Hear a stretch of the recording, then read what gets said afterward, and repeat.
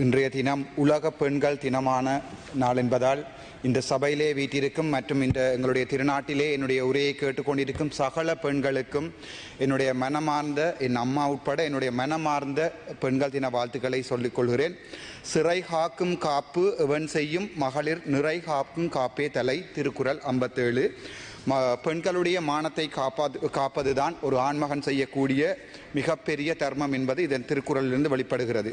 உங்களுக்கு தெரியும், நாங்கள் ஒரு காலத்திலே, அதற்கு முன்னம் நான் ஒரு விடயத்தை சொல்லி செல்கிறேன்.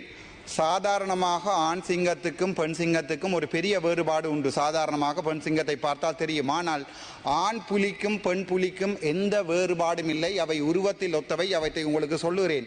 இலங்கை வரலாற்றில் மட்டுமல்ல, உலக வரலாற்றிலே பெண்களை ஒரு ஃபியர்ஸ் ஃபோர்ஸ் என்று சொல்லப்படுகிற, எதற்கும் துணிந்த, ஒன்றுக்குமே பயப்படாத ஒரு துணிவான ஒரு பெண் இனமாக உங்களுக்கு தெரியும். தமிழர் வரலாற்றிலே பெண்கள் எனப்படுபவர்கள் அடக்கத்துக்கும் ஒடுக்கத்துக்கும் மௌனத்துக்கும் இரியதாக இருந்த காலத்தில் இருந்து பெண்களை ஒரு தலை நிமிர்ந்த இனமாக மாற்றிய மது தமிழீழ விடுதலை போராட்டம் 1983 ஆண்டில் ஆரம்பிக்கப்பட்டது.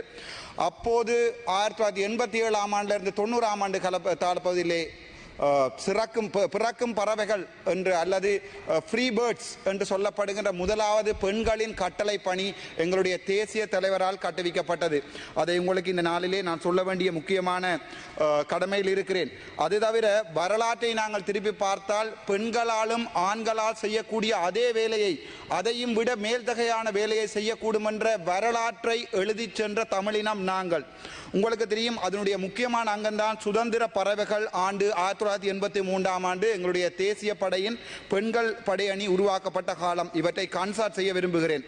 ஆனால் எங்களுடைய மனதிலே இன்றிலே இருப்பவை எவையென்றால், இசைப்பிரியா படுகொலை, பாலச்சந்திரன் படுகொலை. இன்றைய தினம் பாராளுமன்றத்திலே எதிர்கட்சியில் யாரும் இல்லை, ஆளுங்கட்சியிலும் யாரும் இல்லை. நாங்கள் எங்களுடைய அமைச்சர் ஒரு ஊடகம் ஒன்றிலே சொல்லியிருந்தால், கிருசாந்தி படுகொலை சம்பந்தமாகவும் இசைப்பிரியா படுகொலை சம்பந்தமாகவும் பாலச்சந்திரன் படுகொலை சம்பந்தமாகவும் நாங்கள் அதற்குரிய நீதியான நேர்மையான விசாரணையை செய்வோம் என்று. ஆனால் எங்களுடைய தமிழ் மண் இந்த வார்த்தைகளை நம்பாது. இவை அரசியல் வார்த்தைகள் என்பதை நான் உங்களுக்கு சொல்லிக்கொள்ள விரும்புகிறேன். அது தவிர உங்களுக்கு தெரியும், gender roles and military necessity, women's inclusion in the Liberation Tigers of Tamil Eelam என்கின்ற காரா ஜோய்ஸ் எனப்படுகிற ஜோர்ஜ் டவுன் யூனிவர்சிட்டியினுடைய ஒரு ரிசர்ச் பேப்பர் ஒன்றை நான் உங்களுக்கு, அதாவது ஒரு ஆராய்ச்சி கட்டுரை ஒன்றை உங்களுக்கு நான் சொல்ல விரும்புகிறேன்.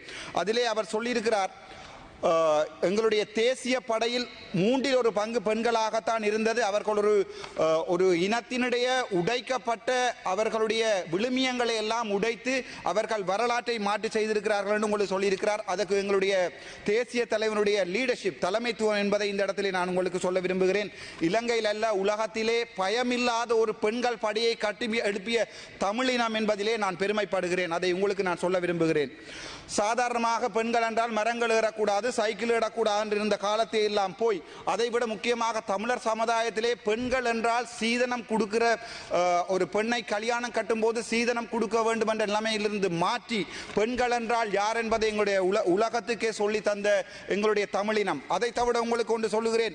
சாதாரணமாக ஒரு பெண் ஒரு பாலியல் ரீதியாக துன்புறுத்தப்பட்டால் அல்லது ரேப் பண்ணப்பட்டால் உங்களுக்கு தெரியும், அந்த பெண் ஒரு காலத்திலே அவள் மறுமணம் செய்வதற்கோ அந்த சமூகம் ஒரு நாளுமே அனுமதிப்பதில்லை. ஆனால் எங்களுடைய தேசிய தலைவரின் வழிகாட்டிலே வந்த போராளிகள் ஒரு காலத்திலே அவ்வாறான பெண்களை தாங்கள் மனம் செய்து கொண்ட வரலாறுகளையும் உங்களுக்கு நான் சொல்லி செல்கிறேன். ஆகவே உங்களுக்கே தெரியும், எங்களுடைய காலத்தில் வடக்கிலே எந்த பகுதிக்கும் இரவு 12 மணியில் பயப்படாமல் ஒரு பெண் நடமாட முடியும். ஆனால் இன்றைய பொழுதிலே யாழ்ப்பாணத்திலே ஒரு பாராளுமன்ற உறுப்பினராக பகல் 12 மணிக்கு கூட எங்களுடைய நாட்டிலே போக முடியாத நிலைமையை இந்த அரசாங்கம் எங்களுக்கு தந்திருக்கிறது. உங்களுக்கே தெரியும், 2022 ஆண்டு எங்களுடைய நாட்டிலே ஒரு பெரிய ஒரு பொலிட்டிக்கல் இன்ஸ்டேபிலிட்டி ஒன்று வந்திருந்த நேரத்தில், அதாவது ஒரு அரசியல் ஸ்திரத்தன்மை இல்லாமல் இருந்த காலத்திலே எங்களுடைய சிங்கள இனம் உட்பட தமிழ் இனம் எங்கள் தலைவனை தேடிக்கொண்டது. எங்கிருந்தாலும் என் தலைவன் என் மனதில் வாழ்வான்.